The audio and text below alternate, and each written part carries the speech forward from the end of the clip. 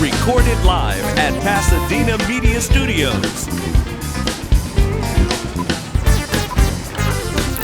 It's the Indie Spotlight. Now please welcome our host, Rodney Taylor. Hey, how's everybody doing today?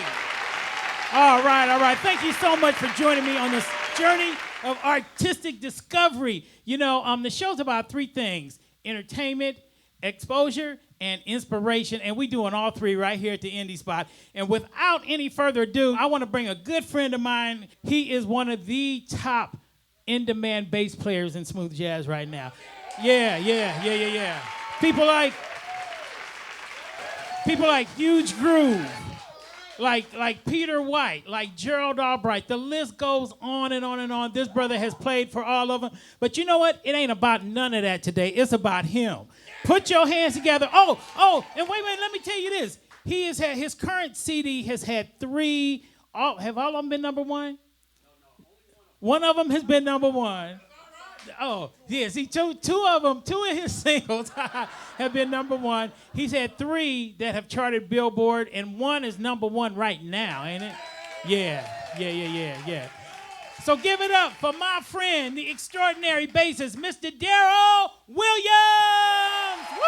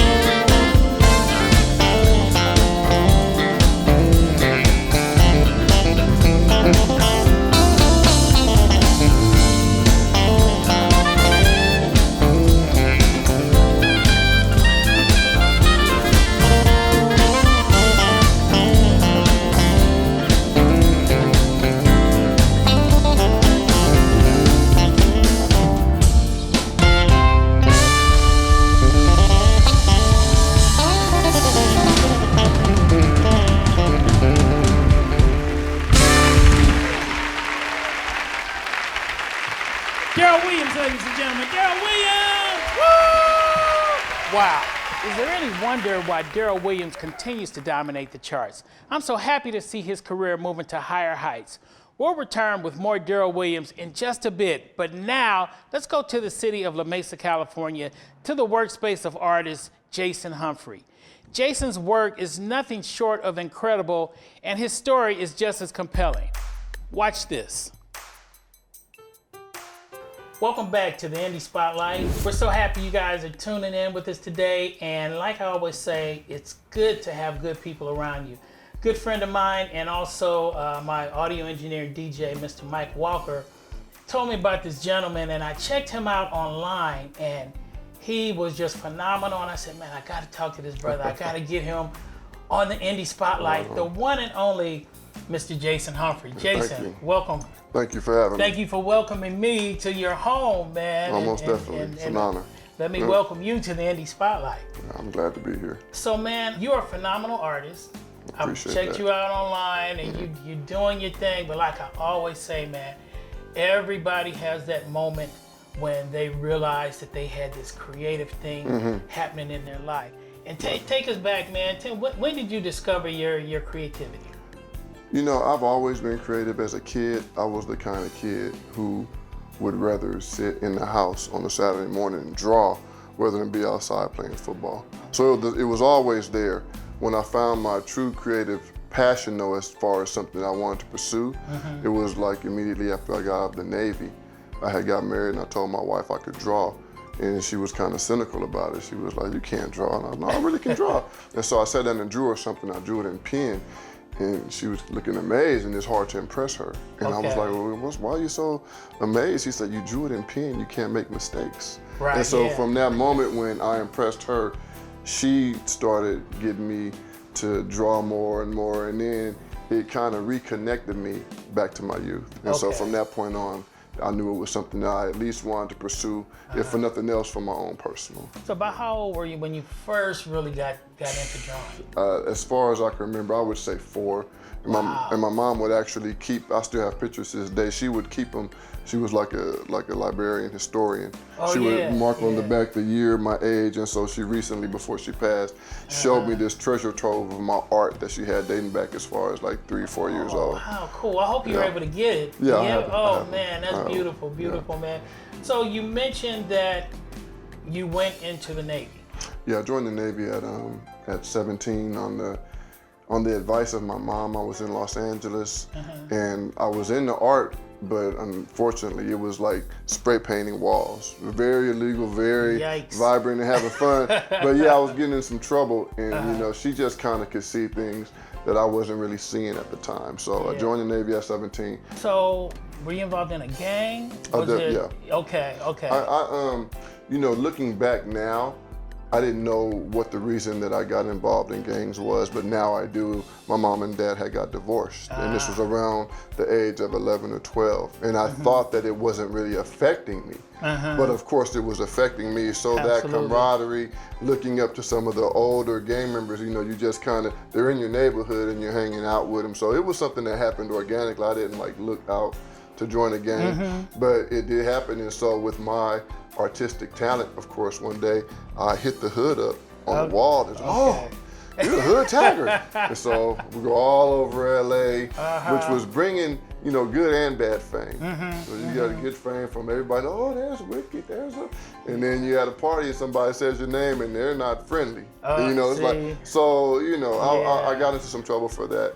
But I was definitely expressing my artistic side, you know, but through the wrong means. Through the wrong means, for sure. So you dealt with that, you went into the Navy, and wow, and then it rekindled itself. Doing something for your wife. Our wives are kind of good for that, man. You know, they kind of bring out things in us that sometimes we would kind of kick to the side. I joke with my wife all the time, like, if I wasn't with you, I don't know if I'd be an artist today. And she assures me, yes, you would. And I said, I really don't know. I might have pursued other things, you know.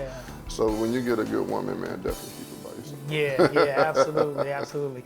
So let's talk about your style. Now, I think I read it's called stippling. Is that right? Yeah. Most of the art that I do is it's called stipple or pointillism. Okay. And so basically, it's creating an image where most of it is done with tiny dots of ink.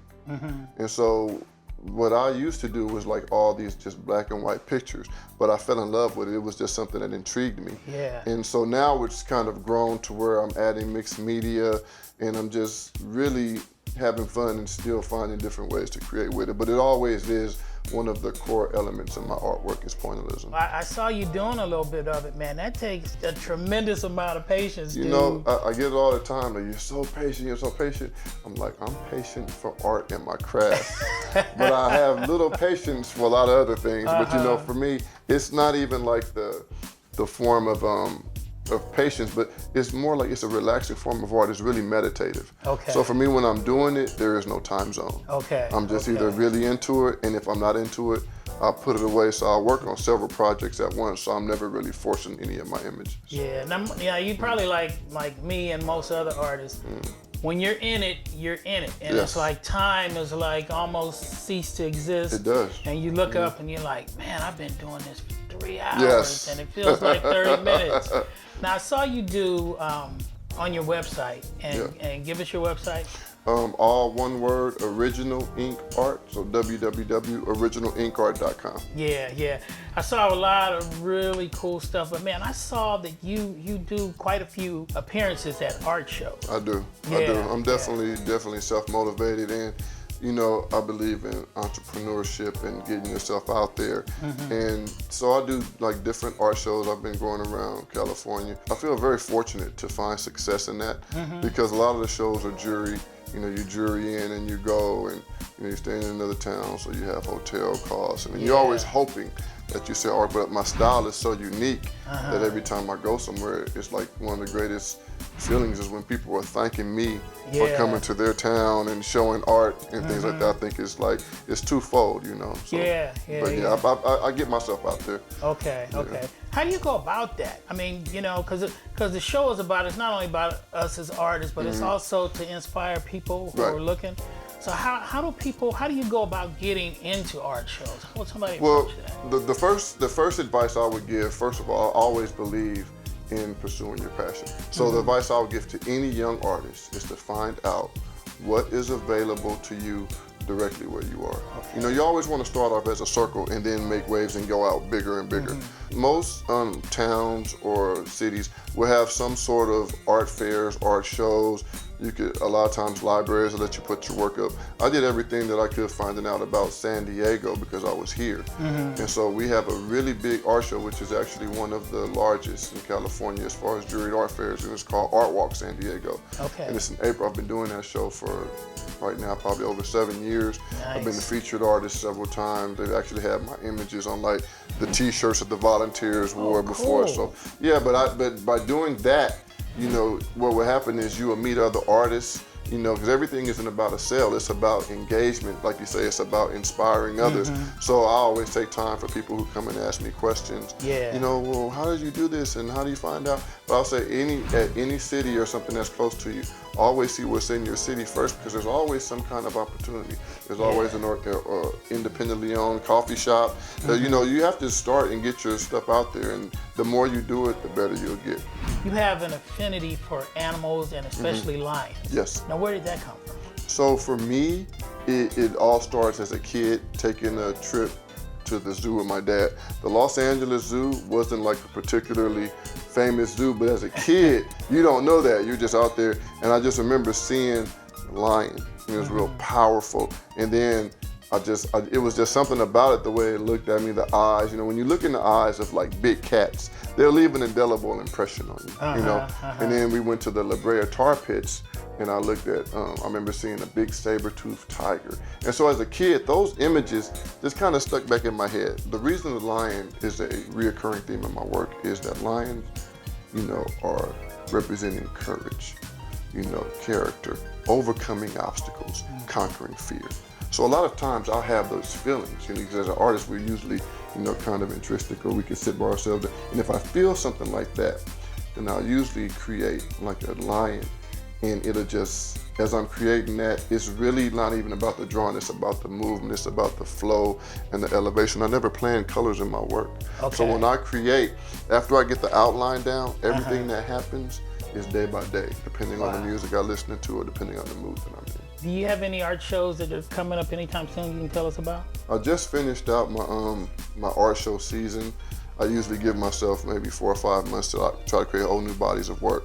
So I just did Los Angeles. I did the Beverly Hills art show, which was a couple weekends ago. Yeah, and I hated that I had to miss that, man. I know. I wanted to come through, but I was already booked. It's okay. It happens, you know. Yeah. But we'll catch up at another one. Yeah, I know you now, man. And before it's over, but trust me, I'm gonna have a piece in my living room or my dining room, or I might see if I can commission you to draw a real nice sax or something, you know. Oh, most definitely. You know, and just have it up on the studio wall, man. Yeah. That'd be kind of sweet. Thanks again, man. Thank you. Right now, we're gonna return back to our musical artist of the day, the one and only Mr. Darryl Williams. Welcome back to the Indie Spotlight, everybody. I'm so glad you could join us once again. We always appreciate your support. I am elated to be here with a good friend, a good brother, a good musician, the one and only Mr. Darryl Williams. Mr. Rodney Taylor, thank you for having me on, my man. Oh, man. Well, thanks for taking the time out your busy schedule. I know, let's see, we see you everywhere from the Dave Coz Cruise Yes, sir. to working with Huge Groove, Yeah. to working with Peter White, to working with Jonathan Butler, Uh-huh. to just, and the list goes on and on and on. You can call people all day, okay? But we don't want to do that. We want to talk about you today. Okay, all right. Yeah. So listen, man, everybody has a story. Everybody has their moment when they came into their knowledge of their musical gift. Right. Tell us a little bit about yours. Well, I remember in high school, I was going to Morris High in San Diego, and I was in show choir, right? Okay. It was a performance band or whatever, and I remember I couldn't make any of the rehearsals, right? And the director of the class she didn't kick me out, but she said, well, if you don't make rehearsals, you can't do the show. Okay. So I said, well, I can't make rehearsals because I had gigs Wow. in clubs in Wow. San Diego in high school. Okay. Right? Okay. So I was like, well, I was that young. I was making money doing gigs. Yeah. I didn't want to miss gigs for a rehearsal. Right? So You want to make your money. at the end of the year, she gave me an A in the class. Really? Anyway. Okay. And I talked to her about it, and she said, well, I can't deny your talent. And Wow. I was like, wow, really? Wow. Yeah, that's big. Mm-hmm. That's big. High school. Yeah. Man, how were you getting into those clubs being in high school? Well, we had a chaperone. Okay. We had a chaperone. Okay. Always, it was usually my mom Yeah. or, one of the other band members' moms. We were all young. Yeah. 15, 16, 14, 15, 16, See, in that age range. I wanted to bring that out Okay. because I don't want no little kids out there running around trying to sneak in the club. No, we had chaperones. We had chaperones. No sneaking in clubs. That Yeah. wouldn't work. Yeah. When was your first gig with a major artist? Major artists. Well, interesting enough, I was about to say when I was 14 or 15, I can't remember. I might have been 15. I did a gig at ECC in San Diego with Shirley Caesar. Really? Yes. Wow. Okay. If you don't know who Shirley Caesar is, she's a gospel legend. Man, I hope everybody out there knows. And she was very cool, but I did that gig, and I still remember. I was really young, and I know when she saw me, the first thing she thought was. Right. But she was happy after the gig, Yeah. So Yeah. Okay. So wow, 14. Yeah. That's real cool. gigs. We went to Japan. Well, my brother and I, we had a band growing up. We went to Japan when I was 19 years old, and we stayed there for 4 months. I think that was my first real gig. And then we came back, and we were actually on the road with Al Green for a couple months. Okay. Opening for Al Green. We weren't in Okay. his band. We were opening Nice. for Al Green, and then the band broke up, and then I really want to play jazz. Yeah. That was, that's what I always wanted to play, so I went in that direction from that point on. Yeah. Thank you again, man, for your great performance and allowing us in your home to do this in your beautiful studio here. Indie Spotlight. Rodney Taylor, y'all. So check this out. This brother's fixing to do his thing. We're going back live in Pasadena Media Studios, and he let me play with him, so I'm proud of that. He said, okay. You can't find anybody else. All right, I'll do it. I really don't want to do it. So one more time, we're going to take it home. Give it up for Mr. Darryl Williams.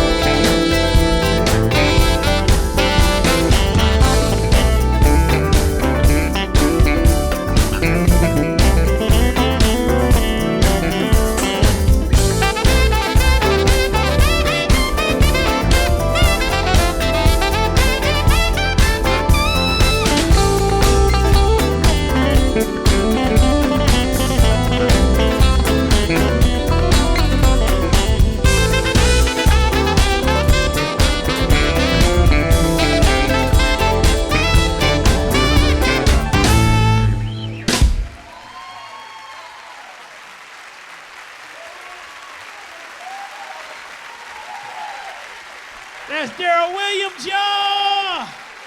Woo woo! Thank you so much for watching the Indie Spotlight.